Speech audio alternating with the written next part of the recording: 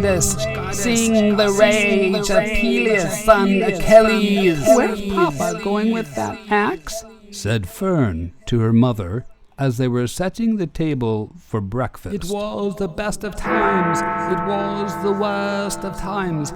It was the age of wisdom. It was a bright cold day in April, and the clocks were striking 13. There was a boy called Eustace Clarence Scrubb, and he almost deserved it.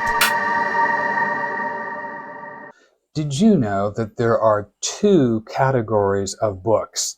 For all the books on planet Earth, we can group them into 2 separate categories. One category are the pleasure books. The other category are classics. And the classics include world classic literature, so spanning all the way back to the dawn of reading history. And even before that, when people were telling stories, they didn't even have books back then. The stories came before the books, and then when the books were invented and punctuation was invented, then the stories were captured and then they could be brought to us through millennia.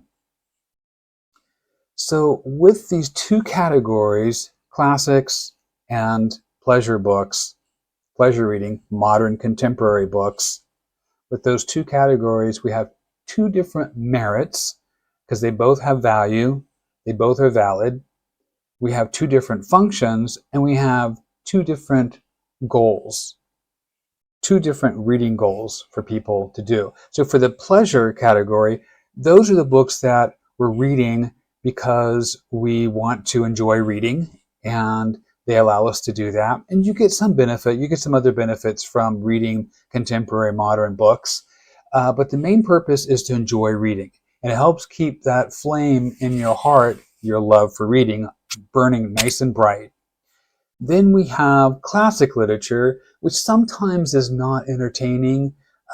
Sometimes the content is not cut up in bite-sized chunks, and everything's arranged and things are explained in a timely way so it fits together. Sometimes you don't have that, but what you do have is sublime writing, and you do have many benefits that it will give you. Sometimes it will entertain. And the entertainment is also, the quality of entertainment is different. It's kind of like you get the pleasure at the end, you get the reward at the end of reading a classic book in general, and you have the kind of the price to pay at the front end and throughout. You have to pay more attention, you have to exert more effort when you're reading a classic book in general. So, the pleasure books, we read for pleasure. We read to enjoy. And I recommend that you read 2 books, one from the pleasure category and one from the classic category. Read the pleasure book to help keep that reading flame alive, and then read from the classic category to nourish your brain and your body and your soul.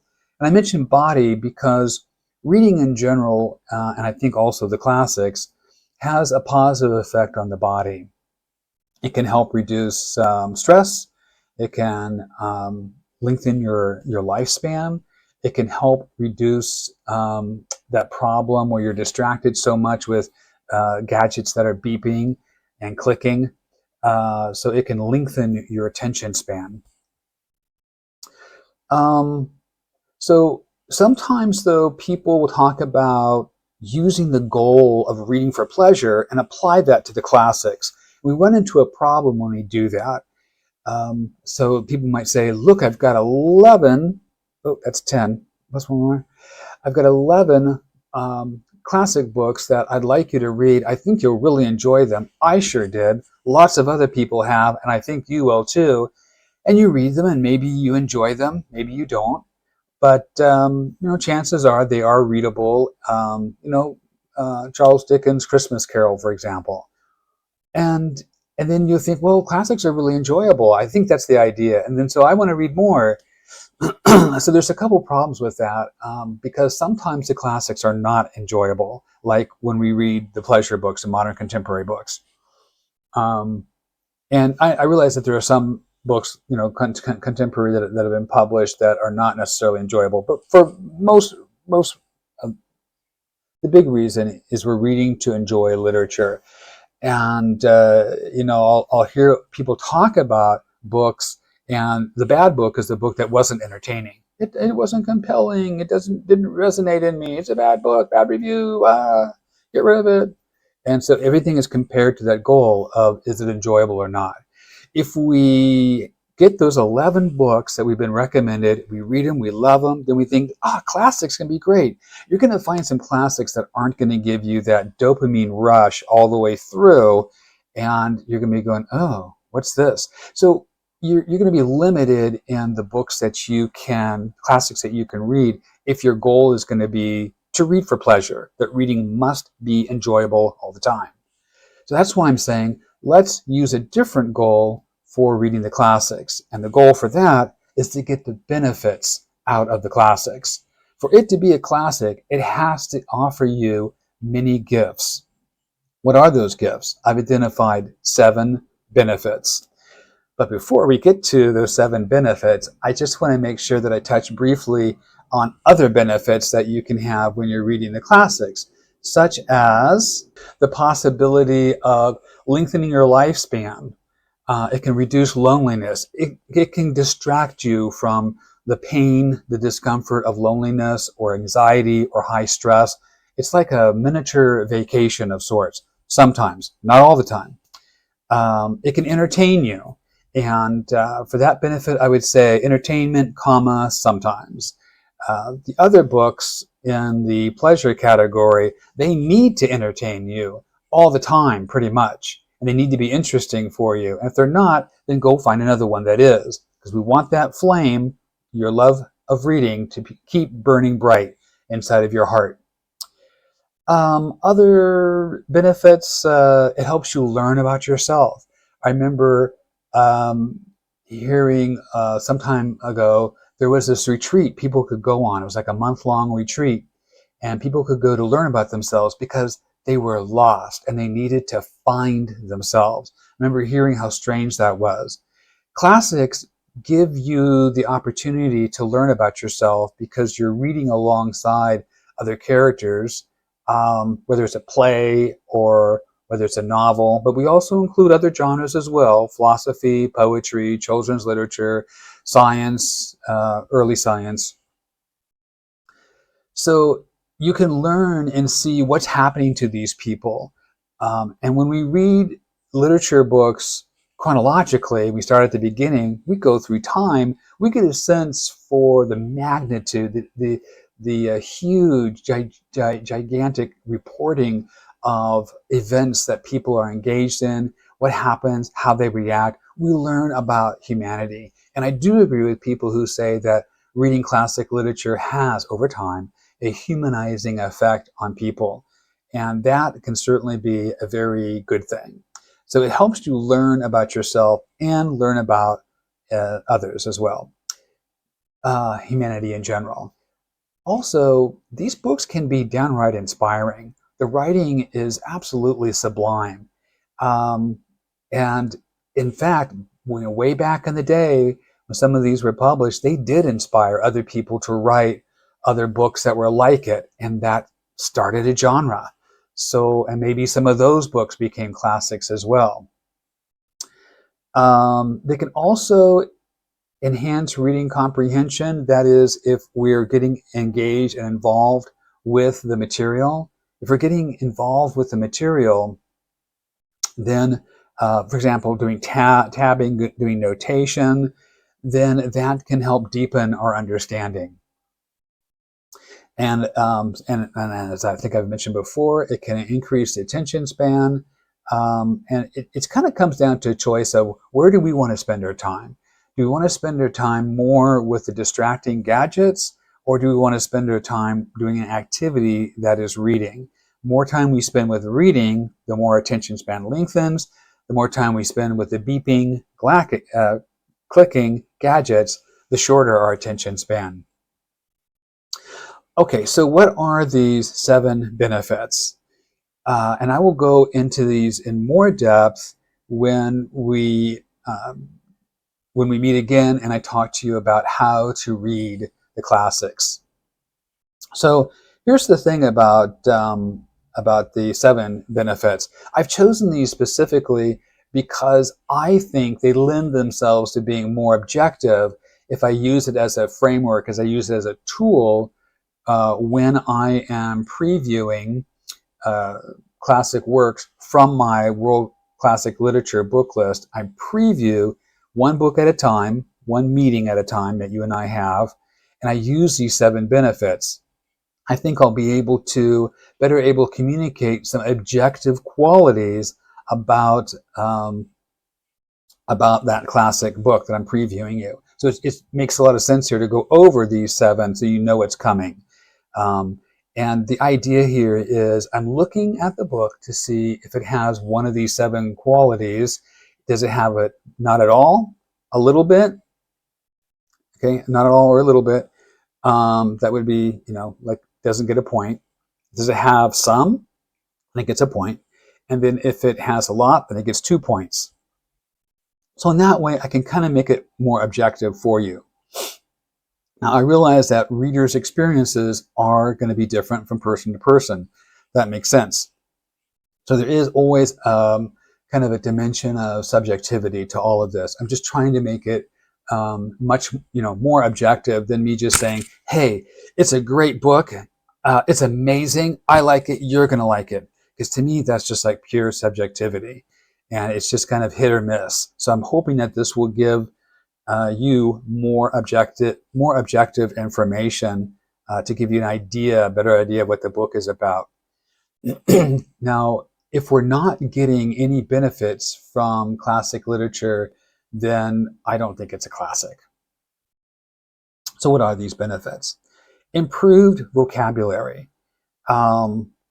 So you're getting a rich display and use of vocabulary in the writing, and we don't understand it. So you get the definition and you move on in your reading. But we can mark that, we can note that, and then decide later if we want to include it in our own lexicon.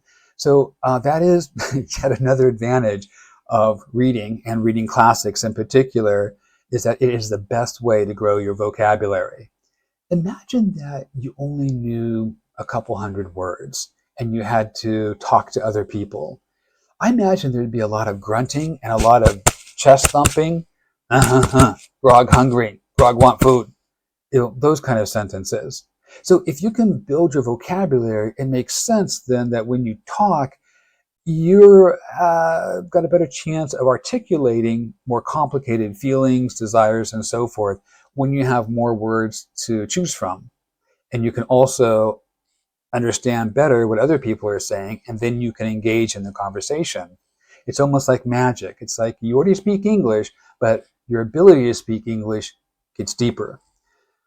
Another benefit of reading classic literature is mental exercise. So when we read classic literature, we're going to have to invest a little bit more effort than when we read the pleasure reading books.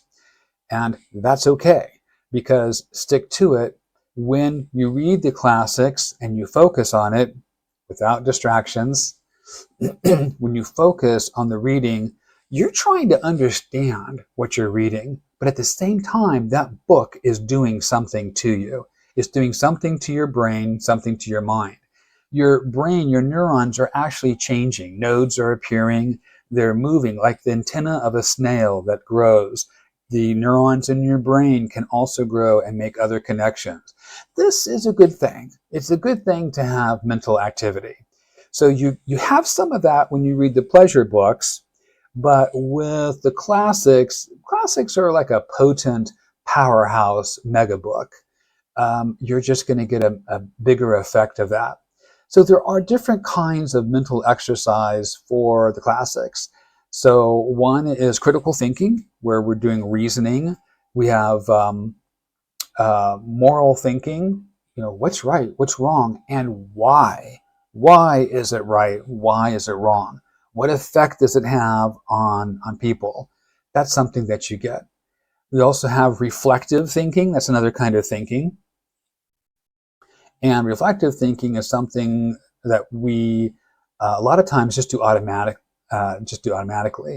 The writing, the quality of classics oftentimes is so compelling, and the ideas that are communicated in the writing, you'll just find yourself thinking about it naturally. Well, you're reflecting on it, and you're automatically maybe thinking about how your life situation is related to what you read. You're reflecting, you're processing. That's a kind of reflective thinking. And finally, what I've identified here is imaginative thinking. So when you read some of this excellent literature, you're going to be visualizing images, and this just happens naturally from the writing. Your mind just automatically does that. And again, the mind is getting more stimulated, it's getting more activity, and this is a good thing. Um, so there's those 4 different kinds of thinking that I'm paying attention to when I talk about mental exercise. And then, of course, we have the benefit of entertainment, comma, sometimes. So I think with more often than not, with reading the classics, it's like when people take an ice bath challenge, and it's got to be very uncomfortable and, just downright painful.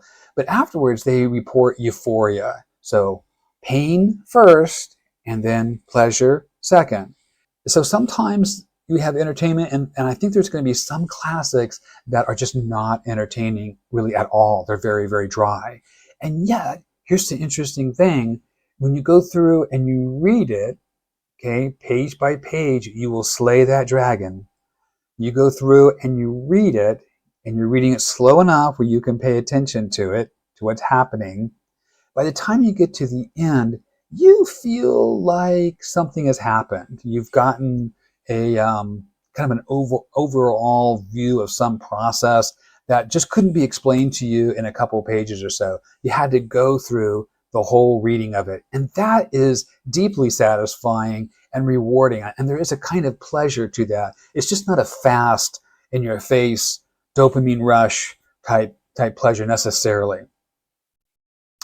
Okay, so another benefit that we have is wisdom. So you're reading stories and you're finding out what's happening to people. And so you're reading about life experiences, life stories, and you'll get insights. Sometimes people want to find themselves, they feel lost and they want to get answers. Reading the classics, especially when we start at the beginning and we read in chronological order to develop that historical orientation, reading the classics can start really answering some of your questions. Like, what do I do in this situation? And then you read about a similar situation and a certain kind of, consequences and so forth, or how to explain something. I think when we get to the philosophers, like On the Good Life, Cicero wrote, then there are a whole bunch of offerings for insights for you, things that you may agree with and things you may not agree with. And when you agree with them, they're answering these basic, profound questions for you. Another benefit is making connections, cultural connections and historical connections. So one of the disadvantages of listening to someone recommend to you, read my 11 classics that I recommend to you, is that it gets you all disjointed reading classics. Let's start at the beginning, when they didn't even have books. Let's start at the beginning of story time and start reading those classics and read them in chronological order, each of these classics, to build a historical timeline in our mind. Later on, we'll see, oh yeah, I see how these stories, these authors, these ideas influence the current one I'm reading. Or I see we're in this period and there was a war that happened 5 years before. Oh, that makes sense why everything's all destroyed and the people are so depressed. Something like that. You're building that automatically. You're giving yourself another dimension of learning just by reading the classics in chronological order. Now, another benefit that classics can offer, is what I'm calling mind absorption. So you read a book, and hopefully this happens when you're reading a pleasure book, you just get pulled into that book. Like the author reached out, grabbed your nose, and pulled you in. And the barking dog, the siren outside, whatever, you're not aware of that. You are so drawn into the story and what's happening to the story. I'm calling that mind absorption. And I think that's a good thing, because that's going to help give you a break from stress, anxiety, things you got to do, worry. It's going to help give you a vacation from all of that. When we have mind absorption, then we want to come back and read the book again. It's really compelling. But be aware that not all classics are going to offer that to all people at all times. Even if it does for one, it may not offer it for you. And that's okay. Classics offer many benefits, and you still have other benefits that you could be getting from the reading. Like I've said, compared to pleasure reading, where the goal is for pleasure, with classics, the goal is to get the benefits. And if you're not getting any benefits, and it's not our fault, like if I'm bored and so I'm reading fast, well, I'm not going to get the benefits. If I'm going to be a good reader and do my part, and it just isn't giving me any benefits, then it's not a classic.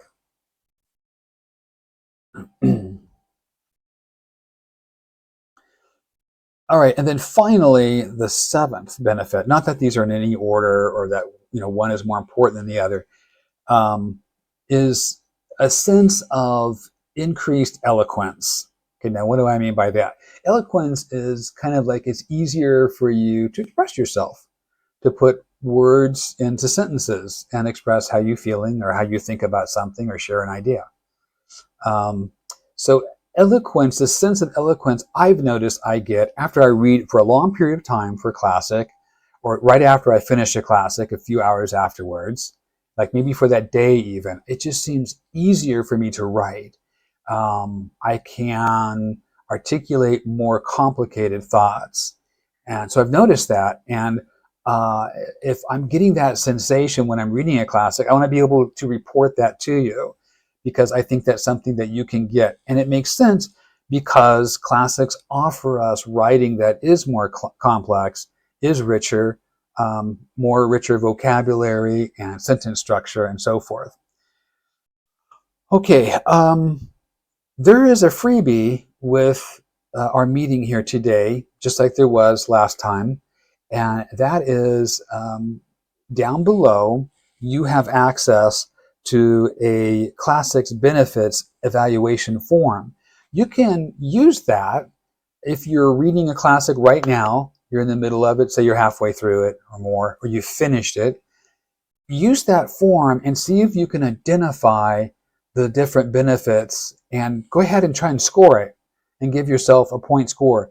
There's a total maximum of 20 benefits, and we can look at that here right now. So at the top part of the form, you just write in the classic book title, when you started it, when you ended it, if you didn't end it, then just the start date, the author, which edition, any translators, the genre that it is. And this just kind of helps with your filing. If you want to kind of adopt this practice, it's not a bad idea, because it will help reinforce to you that you're getting gifts when you're reading classics, even when you're not being entertained.